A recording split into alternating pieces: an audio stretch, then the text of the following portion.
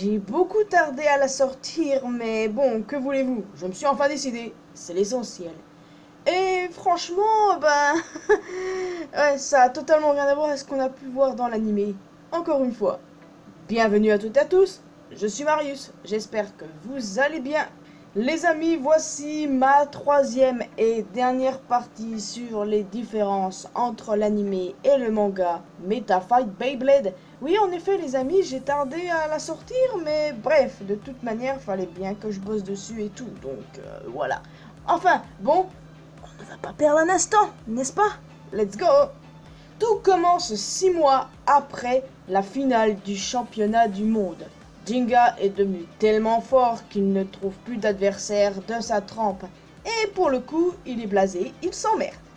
Il finit cependant par rencontrer Yuki, qui lui fait croire qu'il existe des bladers d'animaux de malades dans le monde et le défie en duel. Même si Yuki semblait mener le duel, Jinga finit par gagner, bien évidemment. Ah, et attention, les fragments d'étoiles n'existent pas dans cette version. Ce Yuki travaille en réalité pour la MBB et révèle qu'il existe bel et bien des bladers d'une force démentielle, mais la MBB ne veut pas que ça se sache. Ces bladers sont tellement puissants qu'on leur a interdit l'accès au tournoi officiel. On les appelle bladers légendaires. Donc ni Jinga, ni Kyoya et ni Ryuga en sont pour le coup. L'autre Yuki révèle que la MBB a décidé d'organiser un tournoi qui opposerait les bladers actuels, bladers dits actifs on va dire, à ces bladers légendaires. Et c'est là que tout commence. Ayant cumulé plusieurs points Beyblade, Jinga et Kenta sont invités au tournoi. Il y a un truc qui me turlupine assez dans ce manga, c'est que Ryo n'est pas le directeur de la MBB, alors qu'il semble pourtant avoir un rôle avec, parce qu'il discute avec Yuki et tout. Donc c'est assez étrange, son rôle est assez ambigu pour le coup. Il est révélé que le véritable but de l'Ultimate Bladers, oui c'est le nom du tournoi, c'est en fait que le vainqueur du tournoi devra affronter Nemesis qui va pas tarder à venir foutre la merde sur Terre. Dans cet univers, Nemesis n'est pas le dieu de la destruction, non. En fait, Nemesis c'est une déesse, mais pas la déesse de la destruction, mais la déesse de la vengeance divine. Et en plus de ça, c'est une planète, enfin plutôt une astéroïde qui contient la toupie Nemesis. C'est assez complexe, mais en gros c'est ça. Donc un mois plus tard, le tournoi commence officiellement et le premier adversaire de Jinga, c'est Kyoya. Ici, il est comme le Kyoya qu'on connaît. Ça, c'est super cool parce que dans les parties précédentes, il était totalement différent. Donc là, il a changé d'attitude. Il est devenu super fort et après tout, il s'est entraîné avec Benkei et Kakeru au milieu des rochers. Et c'est pendant cet entraînement qu'il a obtenu Fangleon. Donc voilà, même si Kyoya a dominé tout le long, c'est quand même Jinga qui a gagné, évidemment. Rip la virilité de Kyoya qui s'est mis à chialer en criant à Jinga de gagner et de devenir le meilleur blader de la planète. Donc, le prochain adversaire de Jinga, c'est Ryuga. Oui, vous avez bien entendu. Ça a été un sacré combat entre les deux, et en plus de ça, ils se sont battus en pleine nuit, c'est con. Eldrago a une version finale que nous connaissons absolument pas. C'est Eldrago Gold Armor. Donc, au total, Eldrago a évolué 5 fois, je pense.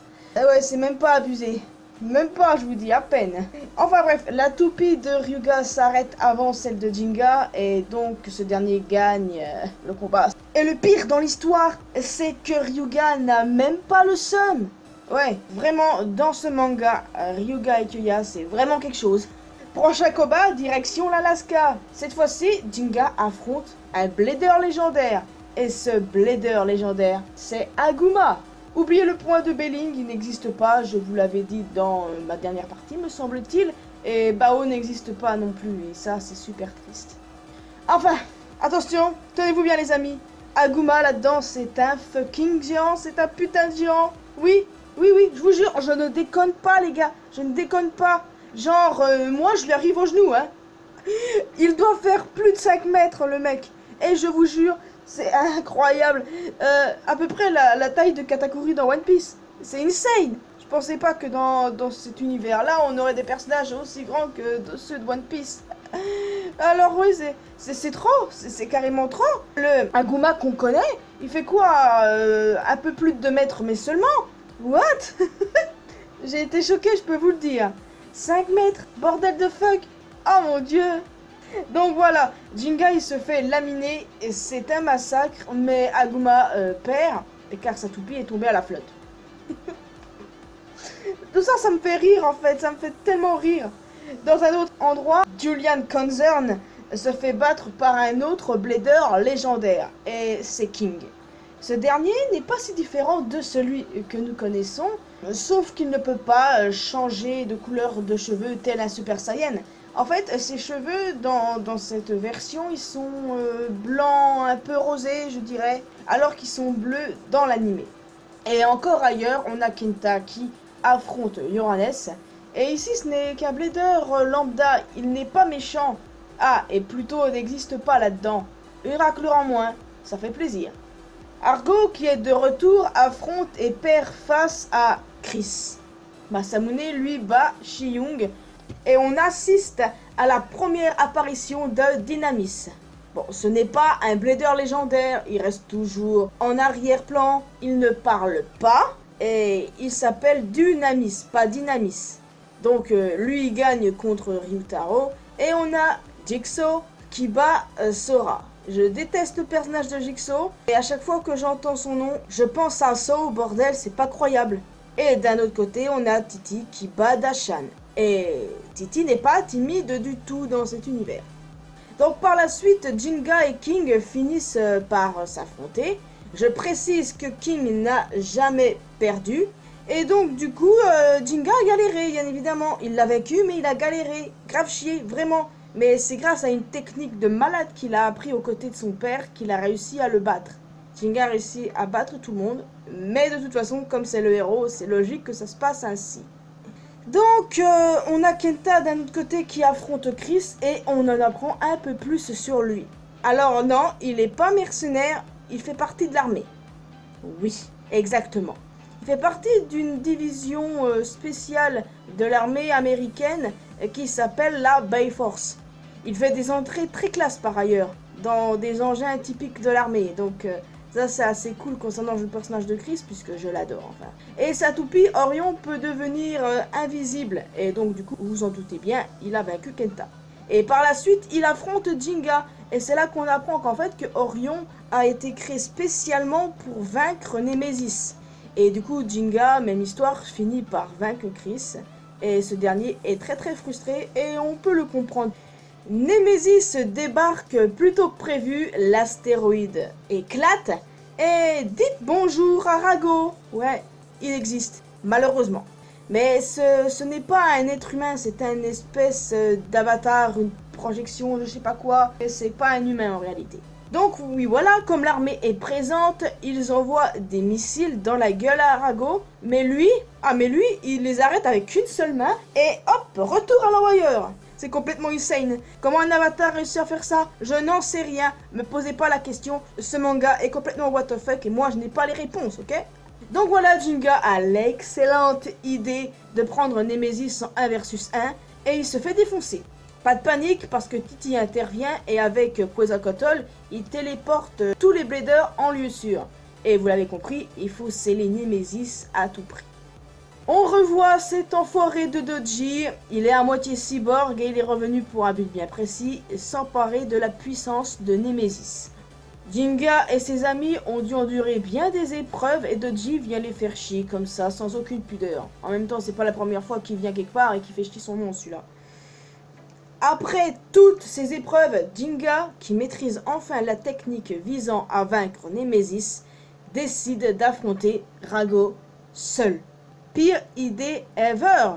Le combat a lieu à Koma et Rago est sans pitié, vous vous en doutez. Alors, il détruit Pegasus, hein, et il tue Jinga. Ouais, encore. Mais le pouvoir de l'amitié le ressuscite. Il n'a pas eu besoin de Dragon Ball, lui. Et en gros, il a demandé au Blader DJ, qui filme le duel depuis un hélico, de lui permettre de parler en direct à la télé pour adresser un message aux bladers du monde entier. Et du coup, il leur demande de lui donner leur esprit de blader. Et ce qui est incroyable, c'est qu'ils le font. Ah, et figurez-vous qu'on revoit même Yu et Tsubasa. Parce que oui, ils sont grave absents depuis un moment, mais on les voit juste un peu, donc c'est quand même cool en soi, n'est-ce pas? Donc voilà, les bladers donnent leur esprit de blader à Jinga, et Jinga obtient la puissance de Ryuga. Et bye bye Nemesis. Oui voilà, bye bye Nemesis, happy ending, voilà. Tout le monde veut se battre contre Jinga et ouais, tranquille. C'est une bonne fin en gros. Ouais, je dois vraiment vous admettre que je préfère l'animé. Il y a des parties cool dans le manga, évidemment, je ne le nie pas, donc n'hésitez pas à aller voir aussi mes autres parties dessus. Ça peut vous intéresser et j'espère que vous les avez vues avant de voir celle-là. Tout ce que je peux vous dire les amis, c'est que oui, je préfère l'animé, mais il y a des parties cool. C'est surtout le côté what the fuck qui me plaît pas vraiment dans ce manga. Mais bref, dans tous les cas, c'était quand même sympathique de parler en fait de la version manga parce qu'on découvre des choses intéressantes et des choses qui peuvent me servir pour mes théories à venir, on sait jamais.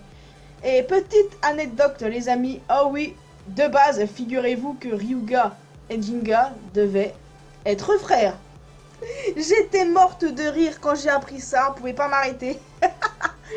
Mais bon là ça va, je suis plutôt calmée. Donc voilà les amis, j'ai été heureuse de partager tout ça avec vous. Alors n'hésitez pas à me dire ce que vous en avez pensé. Et voyez-vous, j'ai skippé surtout les parties combat, mais en précisant bien ce qui s'y passe bien évidemment. Alors j'ai fait en sorte de ne rien oublier quoi, vous voyez. Dites-moi en fait quelle est votre partie préférée et surtout n'hésitez pas à regarder les précédentes pour bien vous mettre dans le bain et tout. Et bon voilà en fait c'est ça qui est ça et je ne vais pas vous retenir plus longtemps. Donc si vous voulez soutenir cette chaîne vous pouvez laisser un petit pouce bleu, vous abonner et abonnez-vous également à ma chaîne secondaire. N'hésitez pas à me retrouver sur mes réseaux sociaux, Facebook, Twitter, Instagram. Rejoignez-moi sur Discord, la communauté mariusienne. Et ouais non en fait je pense pas que je vais faire de partie sur Shogun Steel. Ça va demander beaucoup de travail, je pense, et je pense pas. Mais bon, vous n'êtes pas à l'abri qu'un jour je le fasse. Donc voilà, je vous laisse officiellement ici les amis. Portez-vous bien, n'oubliez pas que l'important dans la vie c'est faire ce qu'on aime et d'être heureux. Prenez bien soin de vous et quant à moi, je vous retrouve dans une prochaine vidéo. Prochaine vidéo Beyblade, je sais pas. Mais dans tous les cas, la semaine prochaine, je suis en vacances, donc j'aurai le temps de réfléchir à ce que je vais faire dans les prochains mois. Allez, portez-vous bien les amis, n'hésitez pas à me donner votre avis sur la version manga, et moi je vous retrouve bientôt dans une prochaine vidéo. Allez, ciao tout le monde!